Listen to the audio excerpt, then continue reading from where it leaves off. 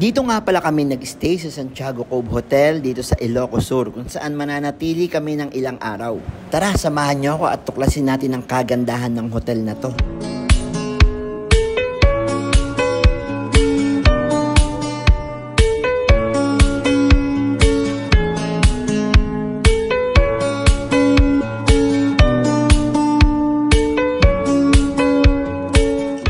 Dito nga pala ay hindi lang basta kape ang tinitinda nila, meron din silang sari-saring tinapay na available dito. At hindi lang basta tinapay ito. Freshly and newly baked, sila rin ang gumagawa nito. Madami kang choices ng tinapay na pagpipilian dito. Depende na lang yan kung anong patok sa panlasa mo. Meron din silang pizza at pasta dito. At syempre, ang masasarap na kape na gawa ng barista nila.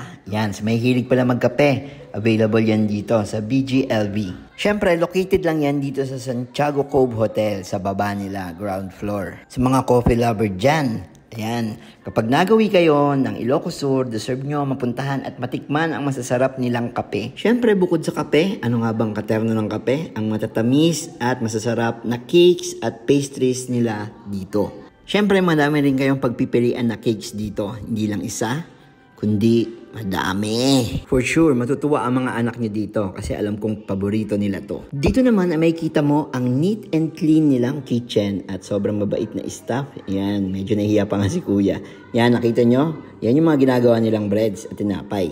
At di lang yon, meron ding mababait na staff na ready mag-serve sa'yo. Siyempre, chill-chill muna kami nila Boss Babe, Boss Baby at ang buong gang-gang. Yan, habang hinihintay yung kape namin. So sobrang chill nga, may kanya-kanya silang mga mundo.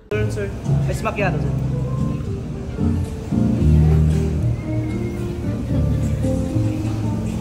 Siyempre, hindi rin magpapakabog ang Boss Babe nyo, kaya umorder din siya ng Choco Frap. Saktong-sakto nga to sa init ng panahon dito sa Santiago Cove Hotel. Siyempre, hindi rin tayo magpapatalo, inakyat natin yung Rubra Sky Lounge. Yan, dito yan sa Santiago Cove Hotel para makita natin ang buong kagandahan ng Santiago Cove. Dito nga sa taas ay makikita mo ang kabuuang dagat ng Santiago Cove.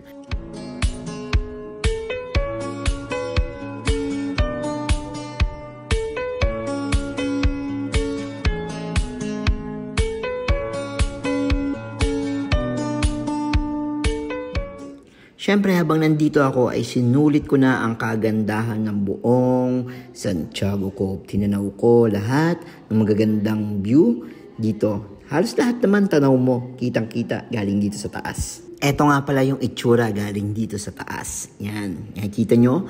Napakapayapa at napakaganda ng lugar na ito. Siyempre, meron din silang swimming pool dito na kung saan pwede ka mag-relax at mag-muni-muni. Pwede rin yung mga anak nyo dito dahil meron din silang pambatang pool. At dito naman, makikita nyo kung saan pwede kayong tumambay at mag-relax-relax sa gabi. Siyempre, isa to sa may ire-recommend kong hotel kapag ka nabisita kayo dito sa Ilocos Sur. So, yun lang and mag-e-enjoy muna ako. Sheesh!